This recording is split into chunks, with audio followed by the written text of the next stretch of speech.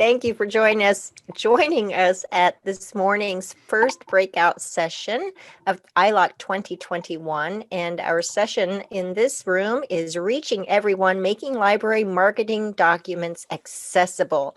We are privileged to have with us Denise Bean and Tyler Sweat, both of whom are with the Iowa Library for the Blind and Print Disabled. And they are going to be discussing best practices for accessible documents in both your physical and digital formats, as well as some other types of alternative formats. So I am looking forward to their presentation, and I don't want to take any more time away from them. So I'm going to turn it over to Denise and Tyler. All right. Thanks for the intro. So my name's Tyler Sweat, Accessible Media Specialist. And then Denise Beans, our Youth Librarian. So at least my role at the library, a lot of it involves training, either, the education side of how to make things more accessible, and also helping people even within our department of just making things more accessible. So that's kind of my role. Denise, you want to talk about your role quick before we get going? Sure. Denise Bean, Youth Services Librarian. And whenever we do anything at the library, I'm always thinking about, when we have different events, what can I do to make it accessible for our library patron? And it's actually pretty fun, and we're going to share some of our ideas with you today. Yeah, absolutely. So to get started, I think the first thing, this is kind of the game plan. We're going to start talking about UDL, which is Universal Design for Learning. Before we kind of get into accessibility, I think it's just an important sort of thing to learn about, and it ties in with everything else. And then we're going to go about document accessibility when we're talking like online documents, then print, and then alternative formats, which we'll kind of talk about some other ways that you can make things accessible, and then also just some of the services that the Iowa Library for the Blind gives to the state to help you with those alternative formats.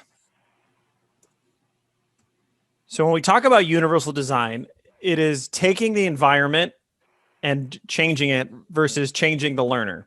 So we're taking the environment so that it can be accessed, understood, and used by the greatest extent possible by all people, regardless of age, size, ability, or disability.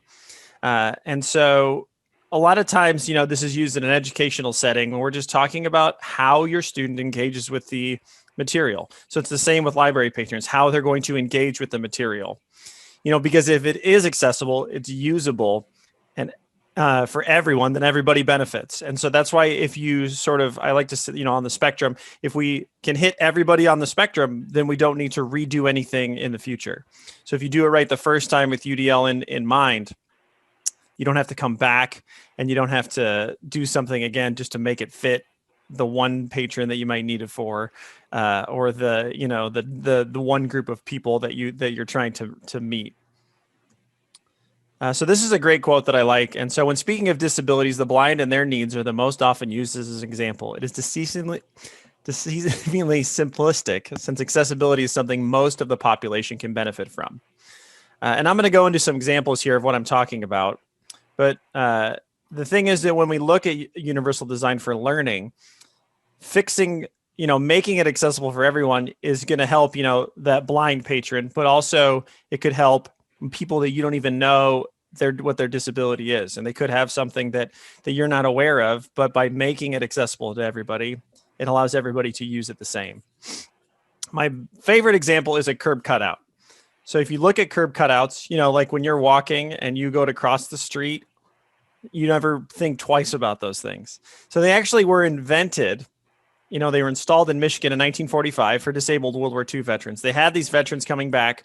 They were using wheelchairs. They were using canes and crutches, and they had that step to get down onto the street. And so putting these in, it just made sense. And so, but when you think about it, it was made for a specific group of people, but it had such a larger reach.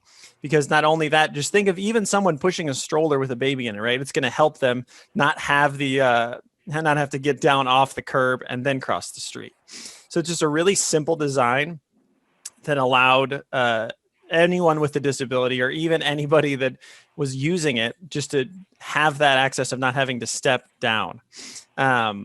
So that is just one of my favorite examples. And surprisingly, you will find those in so many places that you aren't even aware were before. And if you And today that Tyler has mentioned it, you'll be really tuned into that. Yes, And another one that's really common to think about is like an automatic door.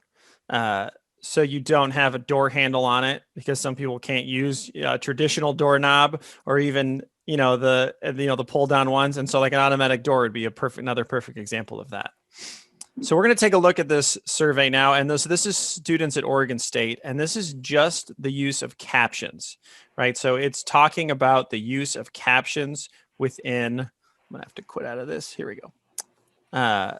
Within their classes. So it's just perceptions of them and how they use them. So 98.6% of students found captions helpful.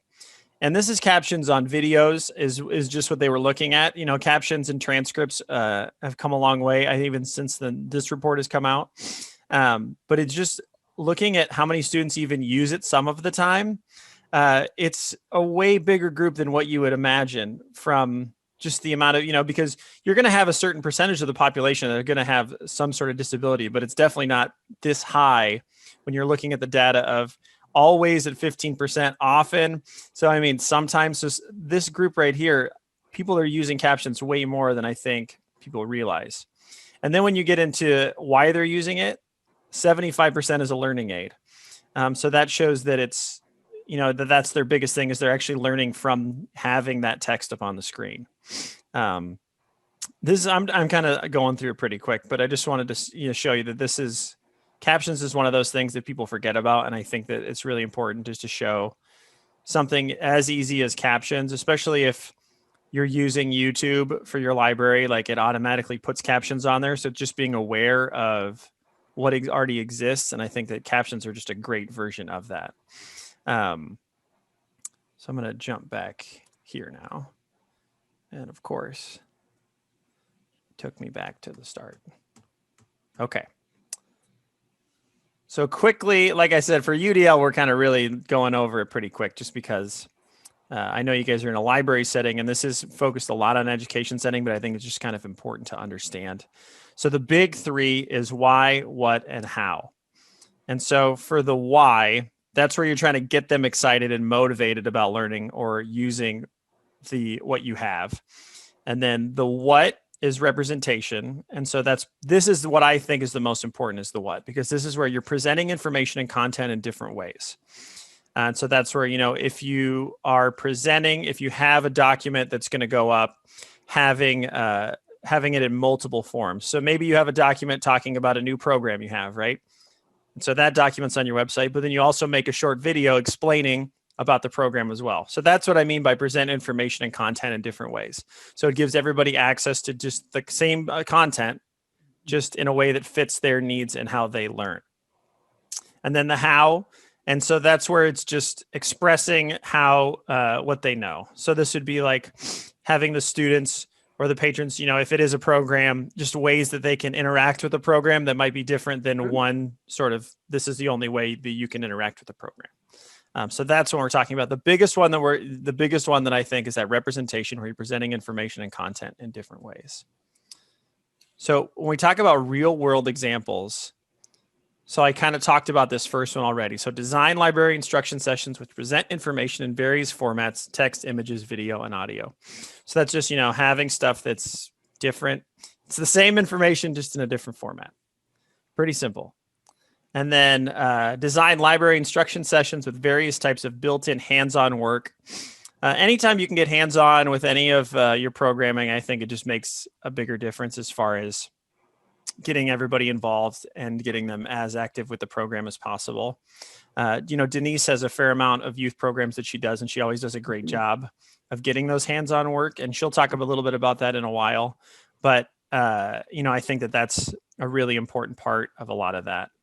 And then when we look at the last one, is make sure several stations in the instruction room have assistive technology installed so students can use screen reader software, screen magnification, and zoom text.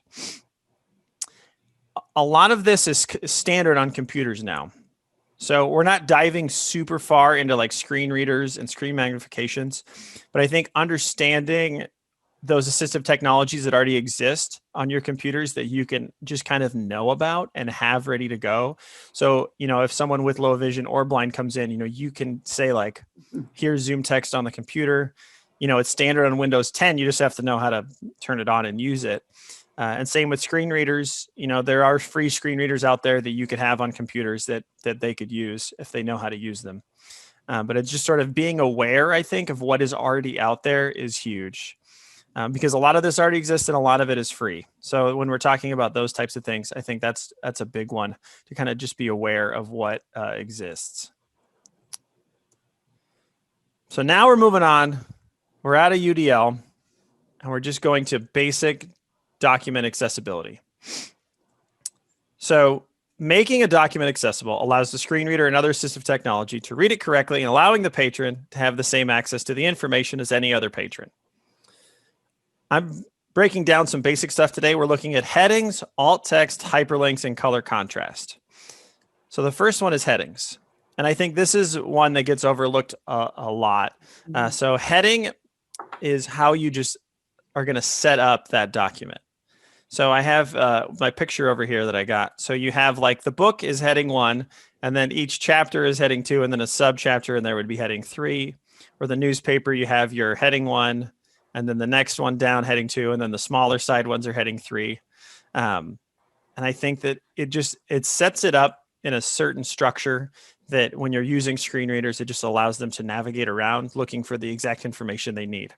So using a screen reader, rather than having to read all of this information, if I'm just looking for one specific article, so let's say I'm just looking for this heading 2 down here, I can just jump using hotkeys or using the screen reader, boom, boom, boom, boom, and I'm there, versus having to go through and have the computer read every single thing until we get down to here. And so I'm going to go over a couple examples, and then we're going to go into a document, and I'm going to kind of show you what I'm talking about. But I think a lot of times with headings, I think people just like make the heading 1. They won't label it this. They'll just make it like bigger text, and then think that it's okay when it just needs a quick little label on it would make a huge difference when using assistive technology. So then alt text is the next one. And so this is when you're talking about pictures that are in your document. And so what this is there's an additional area where you type in what the picture is, basically. Doesn't have to be super fancy. It should only be a picture that is, it's associated with the text that goes with it. It's accurate, it's brief, it's not redundant. We don't need things like image of, logo of, graphic of, as far as that text, because when a screen reader picks up on that, it's just going to be, that's when we go back to that redundancy, because it's already going to say that it's a picture, but you just needed to say what it is. So like I said, when it's brief, we're talking less than 125 characters, and it should only support content, not to decorate the page. So if you do have decorative stuff on there and you put alt text, you can literally just put decorative image. That's something that's pretty simple. So I'm just checking the chat. I just saw the chat flash up. It said, well, we will have these slides available for folks as well. So much good info here. So there you go. So if you want to check this out later, yeah, they are offering the slides, and I think we're recording this as well. Okay, so one more thing. Color contrast. Now this, I think, is overlooked a lot. And so that's just the ratio of text color and background color. So the next thing we're going to do is we're going to dive into some of these documents and look at it. And we'll look at color contrast first, because this one is a pretty easy one. So I use WebAIM as the color contrast checker. And so when you look at this, this is my favorite just because it has everything built in right here. So you can literally say like my foreground color. So that would be like my text color. So let's make it like a light blue, and we'll leave my background color white. Now, if we look at WCAG, I'm not going to dive in too far about WCAG, but it's basically like the standard for accessibility on websites is all you need to know. And that's going to kind of be what you really need to know when you're looking at something like this is that if you're failing, that's not good, right? That means that you're not inside the ratio of what you need. So if we go to switch this up to black, right? So we go black with a white background. Obviously, we're going to pass on everything because that's that biggest color contrast that we're going to go for. But I think this is just a great tool to use to be like, if somebody has low vision, can they read what we're doing? Can they see this? Tyler, we have a question. Is this product, WebAIM, is it available without charge? Yeah, absolutely. This is just the website that I use. Yeah. So WebAIM is Web Accessibility in Mind is what it stands for. And so they have a lot of good resources and a lot of different things that just kind of go over, making websites and just the world more accessible. So that's why it's a really good website that I like to use for it. Yeah. And so, I think it works really well for showing you like what works and what doesn't. And like I said, you can really dive deep if you want to learn all about WCAG, AA, AAA, and what those mean. But, as far as what you really need to know is that it's just checking, website accessibility and kind of the standard that goes along with it. So we're gonna jump over here. This is my fake phone brochure. We're going to talk about headings and alt text on here. So I'm using Google Docs. Word is in slightly different spots, but it's all the same as far as how we're going to use this. So when we talk about headings, so my product overview, this would be a heading 1. So if we go up to styles, and it's called styles in Word as well, this is where all of those things are going to live. So heading 2, heading 3, and you can even go more than that. So a lot of times people leave it in normal text and then they'll like bold it, change the size just to make it look good, right? And so when we talk about making sure that it's labeled, that's where we need to go to the style and make sure it's a heading level 1. Within all of these, there are different styles that you can change what it looks like as far as color and size and those things. But the biggest important thing is making sure that it is labeled as a heading level 1. So as the screen reader goes through it, it knows it's a heading, and you can then search by heading or then jump around to where you need to go. So then, for example, if this is my heading 1, then the next section would be heading level 2. This is also a heading level 2. Now, if it was a subsection of this area, then it would be a heading level 3. So that's the difference with that. So then we have the product brochure. So this would be the title. So that's the other thing, title exists in there as well for that. And then it's just kind of jumping from heading to heading. And if you notice, the text underneath each heading is just going to be normal text. It doesn't matter what the heading is, what number the heading is. It's just wherever that exists. It's just going to be normal text. And what's nice about this, it has a lot of consistency too, offers consistency, which is great. Yes, absolutely. Someone asks if posting something in a PDF format changes the heading indications. So I'm going to get on my soapbox about PDFs for a minute. A lot of times PDFs aren't accessible, and it's not because it's a PDF. It's because it wasn't built correctly in Word or like in Google Docs. If you build it correctly and then turn it into a PDF, the PDF should more than likely be accessible. But it's, most of the time with PDFs, it's because it wasn't built correctly. Now, because I think the other problem with PDFs is a lot of times they turn into pictures. They're pictures that are turned into PDFs, and those are not accessible at all. So like scanned documents and those things, you can't really adjust anything. And so that's what becomes really inaccessible. But as far as taking like a Word document where you plugged in all your headings, you got all your alt text in there, you did everything you're supposed to do, and then turn it into a PDF, you should be okay from an accessibility standpoint. The other thing in Google Docs, if you're playing around with it and you want to dive a little deeper, they do have accessibility headings, these things. So what these are basically how to navigate it from an accessibility standpoint.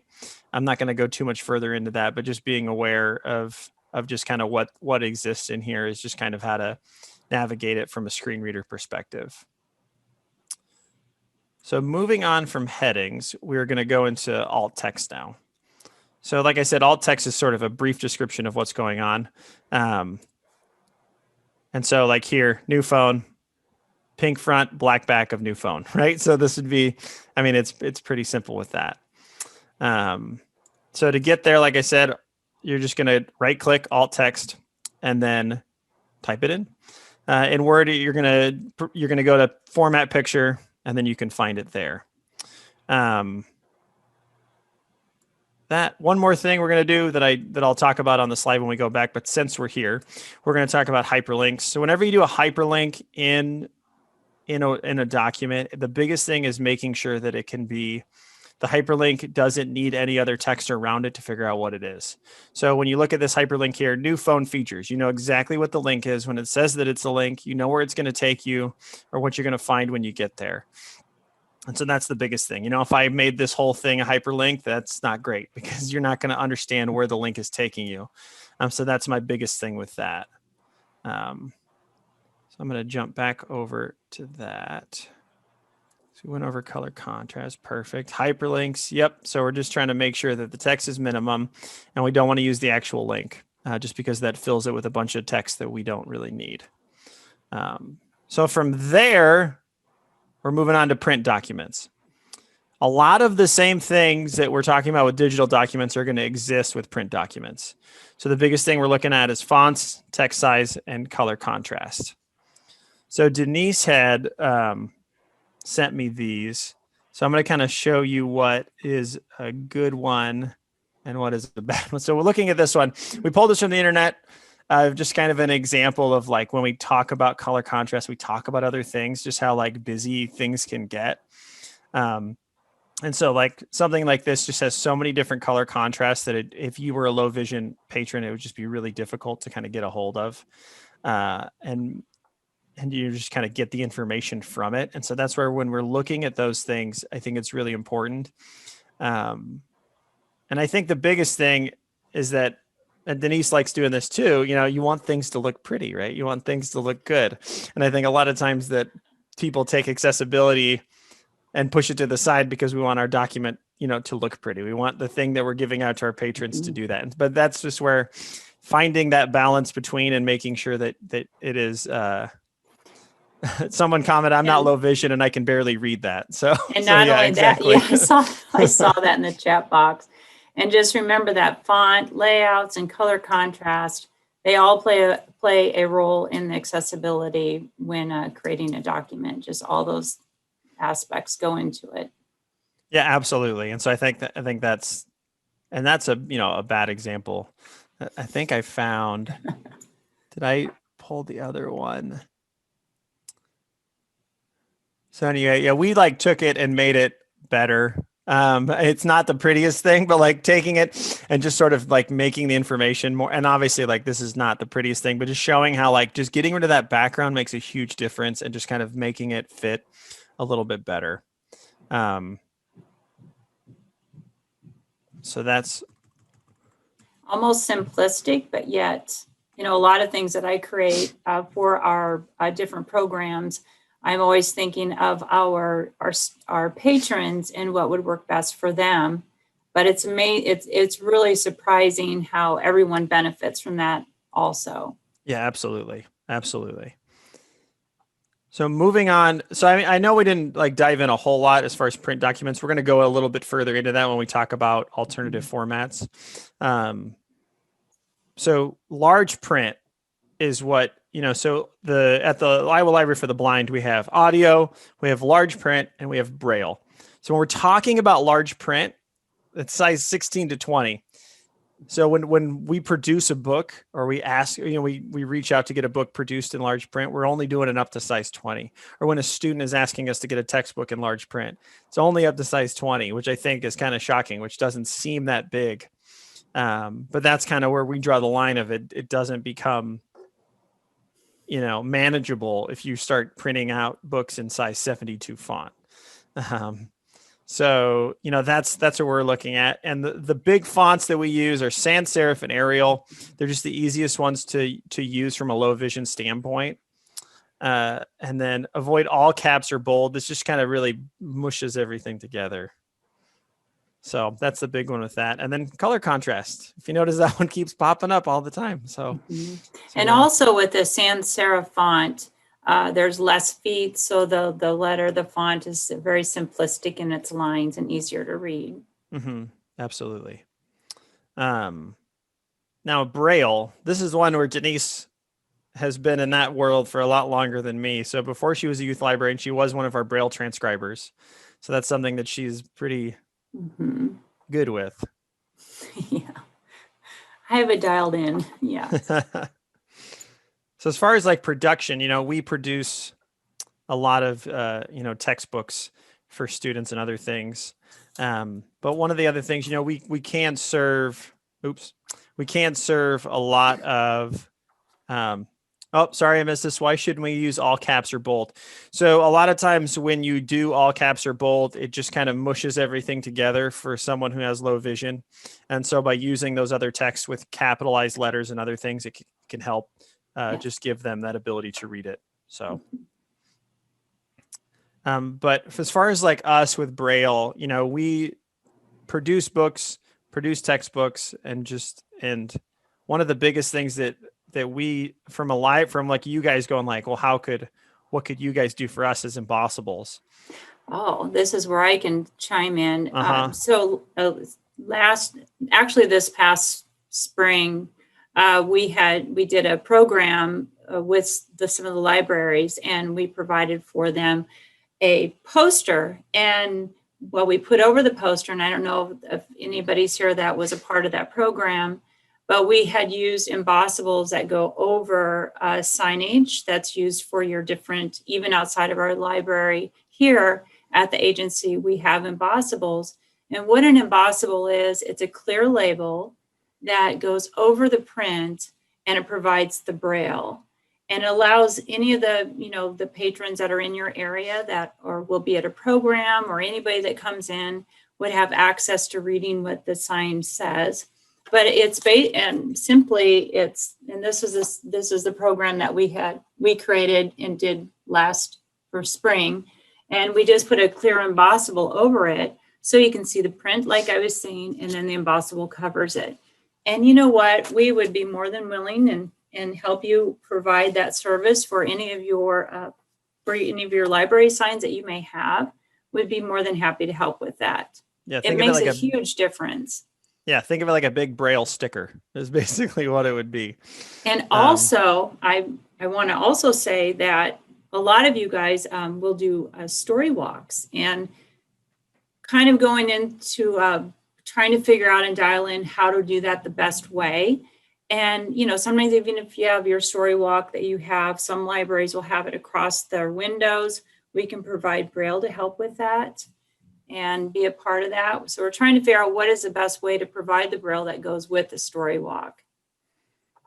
We're thinking about it, coming up with great ideas. Mm-hmm. So we're going to show you guys a few different programs. So Braille Bits is one that Denise runs. Mm-hmm. So I'm going to kind of let her talk about it for a minute. So first of all, when I talk about Braille is not a language. Braille is a tactile script parallel to print, and Braille's a code. So Braille Bits is offered online. It's an online course that you can take with me. And we do have some libraries right now that are interested and have reached out, and we're in communication about that. And because they want to make their library, more accessible and have conversations around being accessible.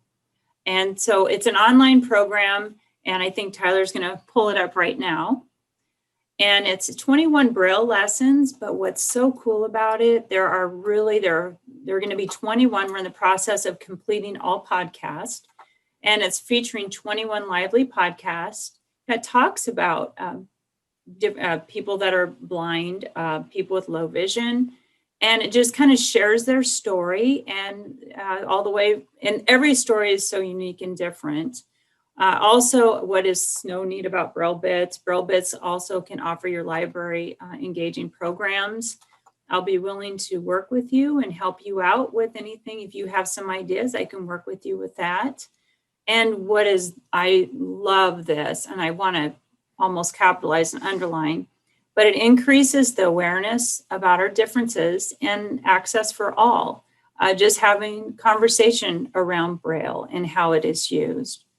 And also, what's and here we go. So we have lesson 1. If you don't mind just clicking on lesson 1. So each section has lesson 1, homework, and then a podcast that will tie right into it.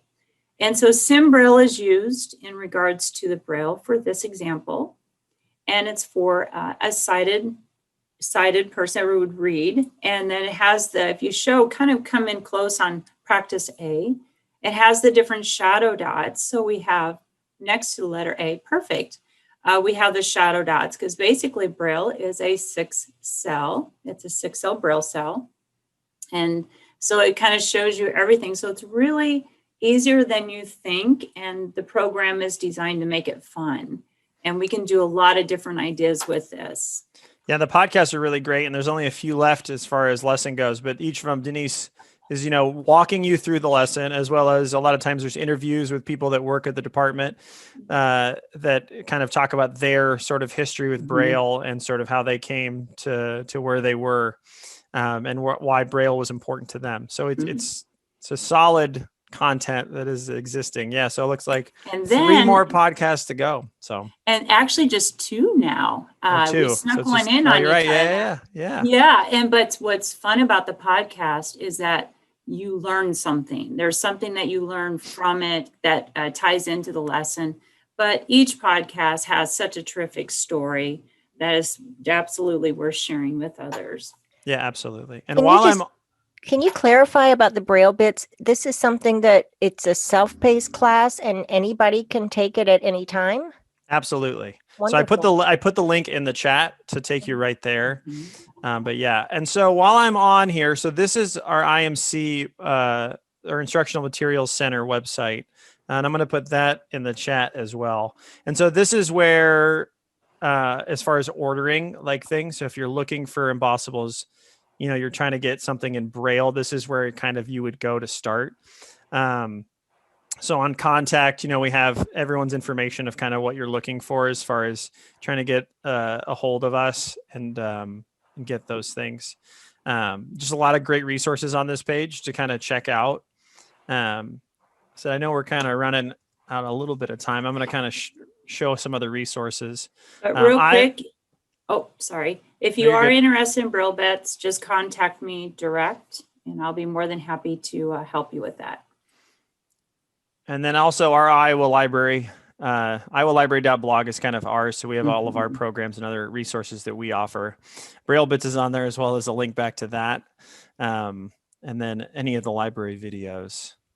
And then also check out our YouTube channel. So we do have a pretty Iowa Department for the Blind. Any of the webinars that we've done over the past year have been up here. We also have other videos that we've been doing and working on.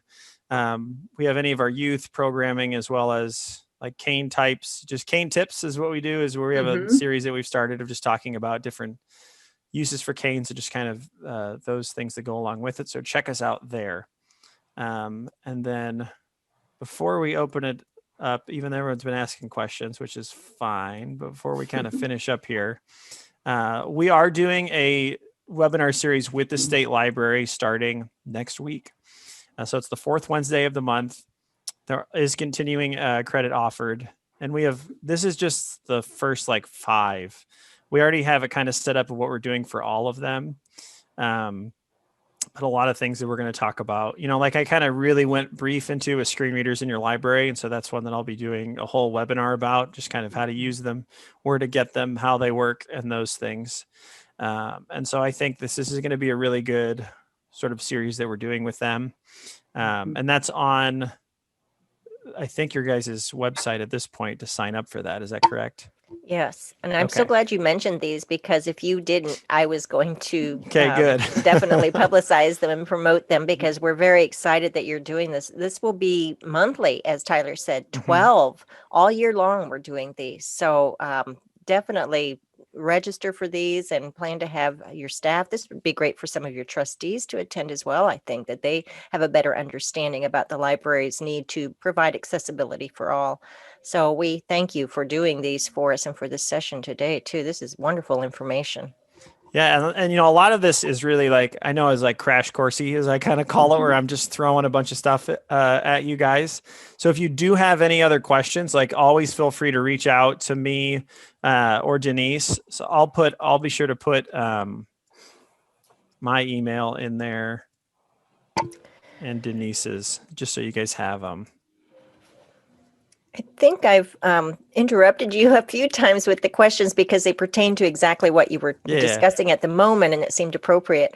But one question that I know I have heard as a consultant, and even had back when I was a library director, I know that the Library for the Blind and sight impaired will often provide the special books. They're not audio books, but they're special format of books. Can you give us more information about how a library can promote that to their patrons and what the format really is? Just a few more details. So you're going to have to clarify. So, can you give me a better example then? Just so, because I'm trying to. Well, I assume you still do it. It was, I saw it has a special machine reader that's required. So like the audio players is what you're talking about. Yeah. Yeah. So that would be specific to like our patrons that then they become a Okay. patron of us, and then we give them access to audiobooks that are in our. So on our libraries are doing the right thing when they just refer people Yes. to Yep, your absolutely. Yep. library then. Okay. Mhm. Yeah, and this may have been mentioned, but what we offer is we help the entire state of Iowa, and we provide Braille large print audio. So yes, we would love to be a great support to the libraries that need to have this service provided. Definitely. Samantha, I didn't see any other questions. Did I miss something? Or if anyone has questions now, this is a great time to type them in the chat. No, I haven't noticed any other questions either. I did want to make one kind of comment. I don't know, Denise or Tyler, if you had a chance to be in our opening session, but we heard kind of about how just exposure to the diversity in our communities and the diversity around us is such a powerful thing for us and our staff and our patrons. And to me, it seemed like such a powerful kind of exposure that you could have in your community by putting a Braille overlay or a Braille side by side on a story walk. Like story walks are such a tactile and moving experience that like a movement oriented experience that any kid is going to love being able to go up there and experience the Braille story is the same way. So I thought that was just a really cool idea that folks could work with you on.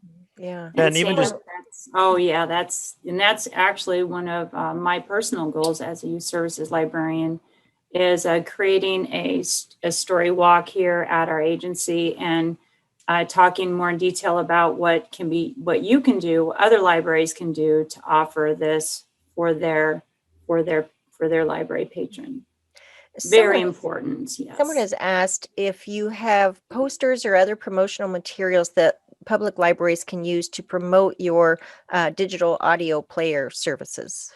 So we don't really have a lot of I would say just have them contact our library and we can kind of get them set up. That would probably be the best route for that. So. All right. I might have missed this, but someone mentions big cheer for your summer reading program. Do you care to talk a little bit about that? Well, that's nice. Yeah, our summer reading program last year and then this year will be very similar in how we operate it, but it's all about STEM stories, and everything that's created is created in a way that includes accessibility to what I'm doing. And what is really, I know that we have a lot of virtual experiences, but the virtual experiences allowed us to reach out to everyone around the state.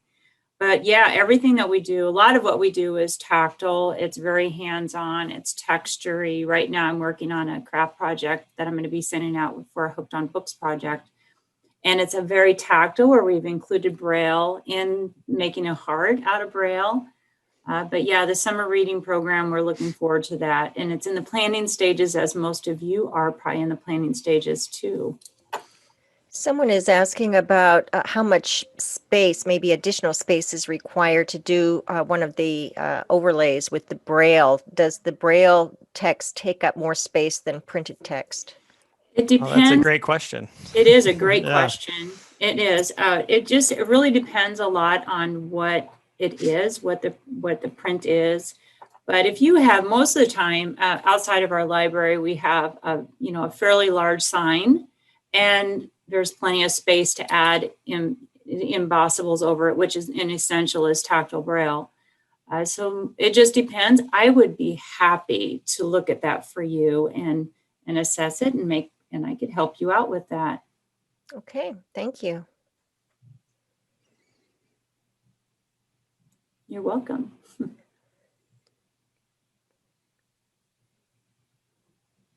I don't see any more questions coming through. We're just about at the top of the hour.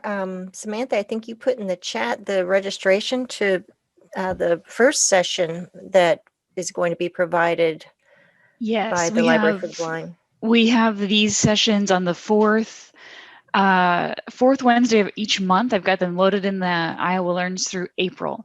So if you go to Iowa Learns, go to the search tab, and you can search for Library for the Blind.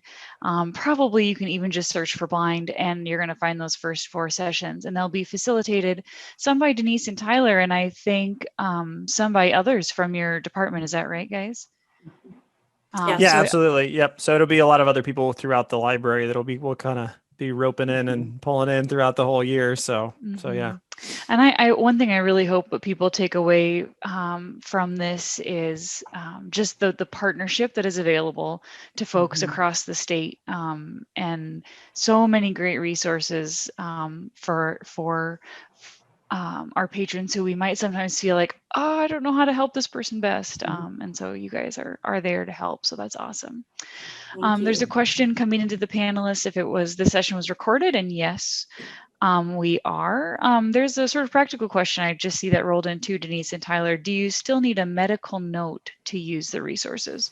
So yes and no. Let me show something quick here. So since some of you might have not been aware that we now have an online application, which you still need. So what it's called is a certifying authority. So that's someone that can basically vouch for the patron that they do qualify for our services.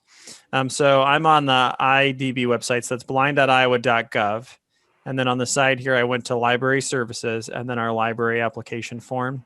And so this kind of walks you through anything that the patron's going to need as far as the information. And so, yeah, this first part talks about that certifying authority. And so the main thing we need is that we don't need like a note from them, but we really need the contact information for that specific person that'll fit under that. Yeah, but this is an accessible website. So if let's say your patron does use a screen reader, they can absolutely fill this out with a screen reader to get signed up. So that is, and it kind of walks you through all the steps. So that is on our department website. So. Yep, and also Sarah's in the chat box that a certifying authority can be a librarian also. Okay. So yes, so Sarah cleared that up too. So perfect. So yeah. Thank you. Denise and Tyler, I wanted to make sure you saw this comment that passed in the chat. It says, thank you. I love this session so much more than I knew I ever would. And that's good. I think a lot of times people get caught up with accessibility and it's this big scary monster and they don't know where to start or they just don't know kind of what to do with it. So I think that just kind of getting that sort of initial, like a lot of this isn't super hard. It's just being aware of what it is and being aware of what's out there. So. And actually tagging on to what Samantha said is we are here as your partner. So we want to be that resource that you can go to and help provide. Boy, because they're number one to us is the library patron and making sure that their needs are being met. And we want to help with that. Well, thank you so much. This was a wonderful session and a lot of good information that I think all of our libraries can use within their facilities and with their patrons. So thank you for the work that you do. Thank you for sharing your resources and your information with us today. And also in the coming months, we look forward to the sessions you'll be presenting for the State Library. Samantha, Absolutely. I'll hand it over to you for the wrap up.